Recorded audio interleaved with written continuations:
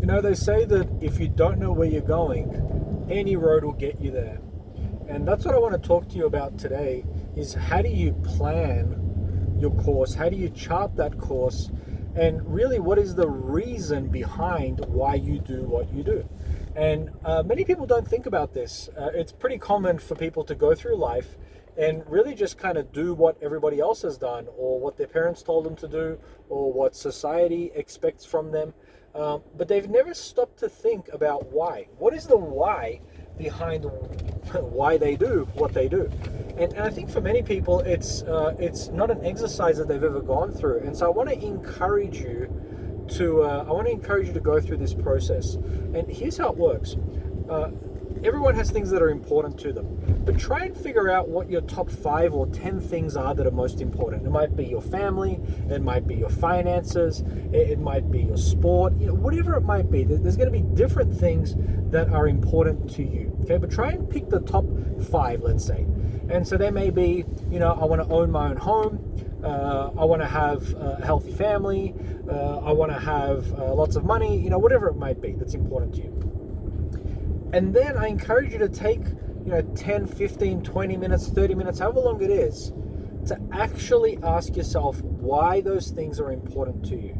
I've been teaching lately on live life by design and not by default. And really all that means is live your life in such a way that you can achieve the things that you set out to achieve that are important to you, rather than living your life in such a way that your circumstances, the situation that you're currently in, live your life in such a way that those things are not what determines what you can do. So you're not led by your circumstances and by your situation. You're led by the things that you're passionate about, that are important to you, that maybe God's called you to do, and then design your life around that, right? So that you can achieve those things, versus looking at what's happening currently and saying, well, I can't do it because I can't because of X or Y or Z, right? So that's living life by design and not by default. But your why is super important, because for most people, they never ask themselves this question. So let me give you an example.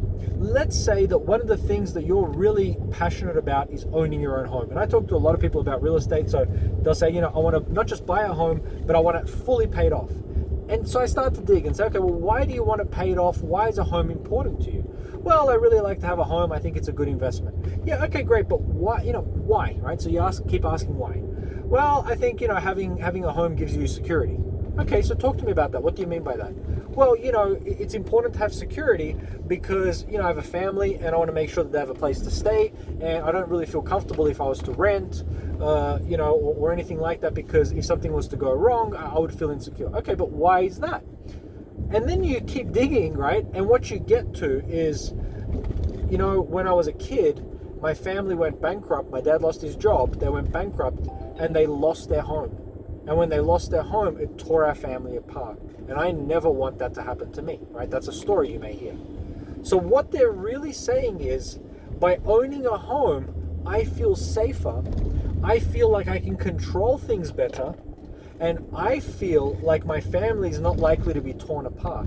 Now, does it mean that if you own your own home and if you pay it down that your family is going to stay together? Of course not. People break up in families all the time about completely different things. There's no guarantee that you're going to have a good marriage or a good whatever because financially, you're in a good place. Or the things are going to work well for you because you're in a space where you own your own home. Of course not. That's not how it works. But what you don't realize is you've had subconsciously these things put into your mind because when you were growing up, certain things happened, and now you're just a product of your environment. You're a product of your experiences where as a child you did certain things, but you don't realize that that's now shaped your thinking. And it has very little to do with finances, very little to do with, being prudent or, making money. What it really has to do with is the way that you feel about your safety and security. Another example, you talk to someone that's trying to lose weight and you ask them, why are you trying to lose weight? What is important to you about losing weight? And they'll say, well, what's important to me about losing weight is I want to be healthy. And you go, okay, so you want to be healthy. That's cool. Why do you want to be healthy? Well, it's important to me, all this stuff. But then you peel back the layers. And what you find is that actually the reason why they want to lose weight doesn't really have a lot to do with health. I mean, it's a part of it. But what it really is, if I was thin, I think society would accept me more and they would care about me more and value me more. And so if I lost weight, I would be more accepted. I would be more loved. And so what's driving their weight loss is not really anything to do with health or even body. Ultimately, it's to do with the level of self-esteem that they have and with where they put their value. And their value is more to do with the way they look than it is to do with their health. And I'm not saying it's a good or bad thing, but I'm saying you have to recognize what is the why behind it. What is driving you? Are you motivated by fear? Or are you motivated by accomplishments? There's a thing called being a towards motivated or away motivated. And so let me explain that. So when you're a towards motivated person, it means that you are going towards something. You're excited about getting to that thing. If you've got an away motivation, you're trying to get away from things. So here's an example. Some people will say, I want to make a lot of money. And if you ask them why, they'll say, when you get down to it, the reason why they're trying to make money is because they're afraid of being poor. They're afraid of being left destitute. They're afraid of not having enough. Okay, so their motivation is fear. Other people say, I want to make a lot of money because I want to have enough for me, but then I want to bless others and I want to build things and I want to leave a legacy and I want to improve other people's lives and give and so on, right? Both of these people are going to be trying to make money, but one person's motivation is out of fear and out of not having enough, and another person's motivation is more about trying to create something or build something. So one is trying to get away from pain and another one is trying to go towards success. You see, there's a big difference. And here is the challenge with being motivated away versus motivated towards. If you're motivated away, the only thing that is really going to drive you is fear. Once that fear disappears for whatever reason, your motivation goes with it because that was the only thing driving you. When it's a towards motivation, you're actually more likely to be excited about the future and do more because you are expectant of something. And if you have a setback, you're still trying to hit that thing because it's important to you and you're trying to grow it and make it bigger and better. But if you're away motivated, the minute that fear disappears for whatever reason, your motivation goes with it. And it's also fatiguing. If you're constantly in a state of fear, you're constantly worried about where's my next meal coming from, and all those things really unsettle you and make it difficult to be successful. But if you're a towards motivated person, you're going to be going towards those things, and then every time you have a success, it makes you feel excited because you're closer to where you want to be. And so it's really important to realize what kind of personality you are and how you think. Get to the why of why you do what you do. And then really try to design your life in such a way that you can hit those things. Because, the saddest thing for people is not the things that they tried and didn't achieve. It's the things they didn't try.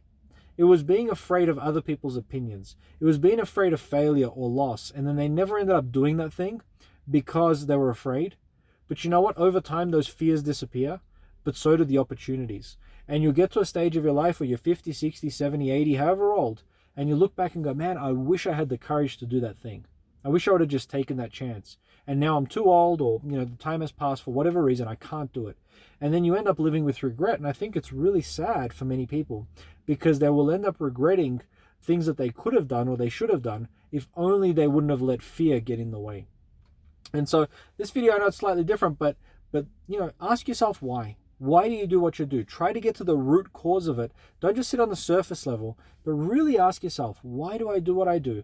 Why is it important to me? Why do I value it? And why would you spend your life chasing after things that you can't really answer the reason behind it? And if it's, my parents told me to do it or society told me to do it, those are not good reasons to do this stuff. You need to do it because it's important to you, because you value it. And then, in light of all the things that God's spoken to you to do, you should be motivated from that perspective. So I highly encourage you, take the time. It's 20, 30 minutes, 40 minutes, however long, to figure this stuff out. But I promise you, it's going to make a big difference to your life and the way that you think. And then when you've come to your real why, on these things, then you can really chase after them and try and achieve them because there's a solid foundation for why you did it, as opposed to someone that just goes through life and lets it happen to them because they've never taken the time to figure out why they do what they do. So I hope this was helpful to you. Have a great day and look forward to talking to you soon.